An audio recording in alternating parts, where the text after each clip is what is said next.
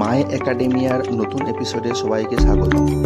আজ প্রাথমিক ইন্টারভিউয়ের আলোচনার ক্ষেত্রে বিভিন্ন বিদ্যালয়গুলিতে যে পালনীয় দিনগুলি হয় সেই পালনীয় দিনগুলি কোন কোন দিন সেটা নিয়ে আলোচনা হবে।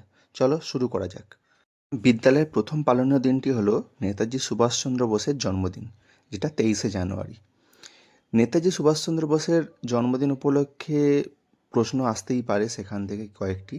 চলো কী কী প্রশ্ন আসতে পারে বা এখান থেকে কী কী ইনফরমেশন আমরা পেতে পারি সেটা একটু দেখে নিই। সুভাষচন্দ্র বসু 23শে জানুয়ারি 1897 খ্রিস্টাব্দে জন্মগ্রহণ করেন।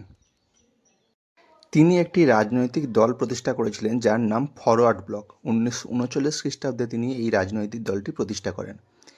তিনি আজাদ হিন্দ বাহিনীর বা আজাদ হিন্দ ফৌজ পুনর্গঠন করেছিলেন, যেটা রাসবিহারী বসুর নেতৃত্বে তৈরি হলেও পরবর্তীকালে সেটাকে পুনর্গঠন করেন নেতাজি সুভাষচন্দ্র বোস। তার সম্মানার্থে ভারতের রেল মন্ত্রক 23শে জানুয়ারি 2021 সাল থেকে ভারতের অন্যতম পুরাতন কালকা মেল ট্রেনটির নাম পরিবর্তন করে নেতাজি এক্সপ্রেস রেখেছেন। রবীন্দ্রনাথ ঠাকুর সুভাষচন্দ্র বসুকে দেশনায়ক আখ্যা দিয়েছিলেন এবং তার সম্মানার্থে তাসের দেশ নামে একটি নৃত্যনাট্যকে উৎসর্গ করেছিলেন। 23শে জানুয়ারি দিনটি বিদ্যালয়ের ক্ষেত্রে দেশপ্রেম দিবস অথবা পরাক্রম দিবস হিসাবে পালন করা হয়ে থাকে। বিদ্যালয়ের ক্ষেত্রে দ্বিতীয় গুরুত্বপূর্ণ দিনটি হল রিপাবলিক ডে বা সাধারণতন্ত্র দিবস।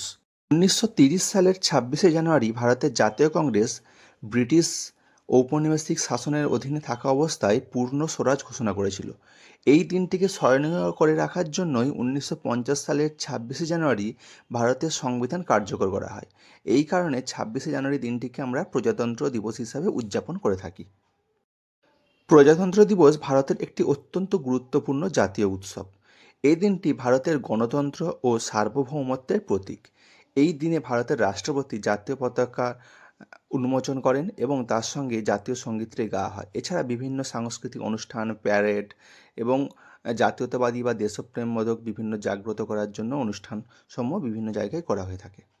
গুরুত্বপূর্ণ কিছু আলোচনা। ভারতের সংবিধান গৃহীত হয়েছিল 1949 সালের 26শে নভেম্বর, আর ভারতের সংবিধান কার্যকর হয় 1950 সালের 26শে জানুয়ারি। দুটি ডেট কিন্তু খুবই গুরুত্বপূর্ণ, তাই দুটি ডেট মনে রাখতে হবে। 1930 সালের 26শে জানুয়ারি পূর্ণ স্বরাজ দিবস সম্মানার্থেই 26শে জানুয়ারি দিনটিকে পালন করা হয়ে থাকে। ভারতের সংবিধানে গণপরিষদ কর্তৃক গৃহীত হয়েছিল। চ্যানেলে যারা নতুন তাদের ভিডিও ভালো লেগে থাকলে অবশ্যই লাইক, সাবস্ক্রাইব করে রাখবে চ্যানেলটি এবং বন্ধুদের সঙ্গে অবশ্যই শেয়ার করবে যাতে এরকম নতুন নতুন ভিডিও পেতে পারো। চলো তৃতীয় যে গুরুত্বপূর্ণ বিদ্যালয় পালনীয় দিবস সেটা হলো আন্তর্জাতিক মাতৃভাষা দিবস, যেটি 21শে ফেব্রুয়ারি দিনটিতে আমরা পালন করে থাকি। মাতৃভাষা দিবসের কিছু গুরুত্বপূর্ণ ট্যাগলাইন বা টাইমলাইন দেখে নিই। প্রথম 1952 সালে বাংলা ভাষা আন্দোলনের জন্য এই আন্দোলন শুরু হয়েছিল। 1955 সালে বাংলাদেশে প্রথম ভাষা আন্দোলন দিবস পালিত হয়। 1999 সালে ইউনেস্কো 21শে ফেব্রুয়ারি দিনটিকে আন্তর্জাতিক মাতৃভাষা দিবস হিসেবে ঘোষণা করে এবং 2000 সালের 21শে ফেব্রুয়ারি দিন থেকে আন্তর্জাতিক মাতৃভাষা দিবস সারা বিশ্ব জুড়ে বন্দিত হয় এবং সেটা নিয়ে পালনীয় করা হয়ে থাকে। এরপর গুরুত্বপূর্ণ পালনীয় দিবস হলো কাজী নজরুল ইসলামের জন্মজয়ন্তী। ওনার জন্ম 24শে মে, তা সত্ত্বেও স্কুল পাঠ্যক্রমে স্কুলের যে ছুটির লিস্ট সেখানে 26শে মে দিনটিকে কাজী নজরুল ইসলামের জন্মজয়ন্তী পালনের দিবস হিসাবে উল্লেখ করা রয়েছে। কাজী নজরুল ইসলাম বিংশ শতাব্দীর অন্যতম প্রধান বাঙালি কবি, ঔপন্যাসিক, নাট্যকার এবং সঙ্গীত শিল্পী। বিদ্রোহী কবি কাজী নজরুল ইসলাম অনেক সময় ছদ্মনামে তার কবিতাবলী রচনা করেছেন। তার ছদ্মনাম হলো ধূমকেতু। 1922 সালে তার বিখ্যাত কবিতা সংকলন অগ্নিবীণা প্রকাশিত হয়। লাঙল ও গণবাণী পত্রিকা তিনি প্রকাশ করেছিলেন। এরপর গুরুত্বপূর্ণ পালনীয় দিবসটি হলো প্রফুল্লচন্দ্র রায়ের জন্মদিবস, যেটি 2রা আগস্ট পালন করা হয়ে থাকে।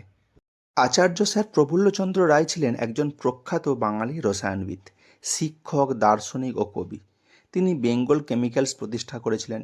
মার্কারি নাইট্রেটের আবিষ্কারক তিনি। দেশি শিল্পায়নে তার গুরুত্বপূর্ণ ভূমিকা ছিল। তিনি ভারতের প্রথম শিল্প প্রতিষ্ঠানও স্থাপন করেছিলেন। 1901 খ্রিস্টাব্দে তিনি বেঙ্গল কেমিক্যালস প্রতিষ্ঠা করেন।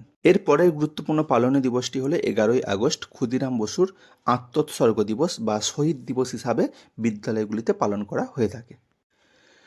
কিংসফোর্ডকে হত্যার চেষ্টার অভিযোগে তাকে গ্রেপ্তার করা হয়েছিল এবং 18 বছর বয়সে ওনার ফাঁসি হয়।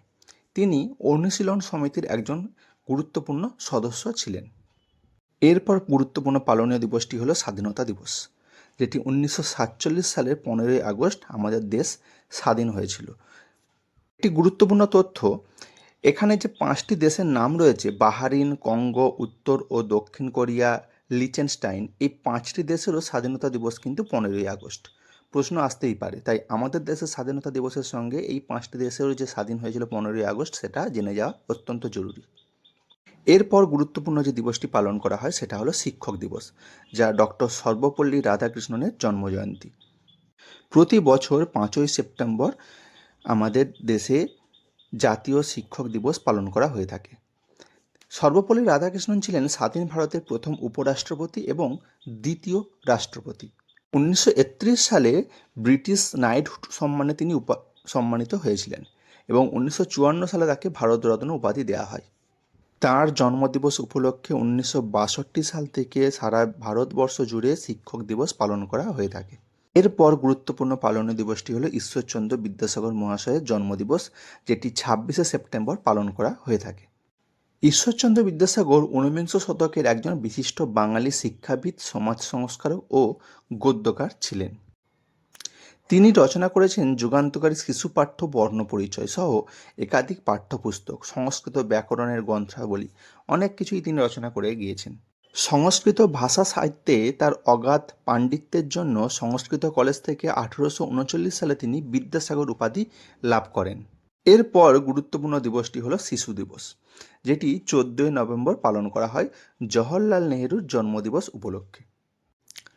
শিশুদের অধিকার, শিক্ষা এবং কল্যাণ সম্পর্কে সচেতনতা বৃদ্ধি করার উদ্দেশ্যেই পালন করা হয়ে থাকে শিশু দিবস।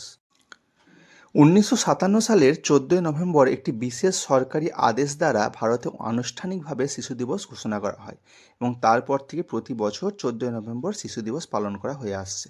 ভিডিও তোমাদের কেমন লাগছে অবশ্যই জানিও কমেন্ট বক্সে এবং বন্ধুদের সঙ্গে শেয়ার করো। কোন কোন টপিকের উপর ভিডিও বানানোর প্রয়োজন রয়েছে সেগুলো উল্লেখ করো, তাতে আমার পরবর্তী ভিডিওগুলো বানাতে সুবিধা হবে। আজ এই পর্যন্তই, কথা হবে আগামী নতুন এপিসোডে।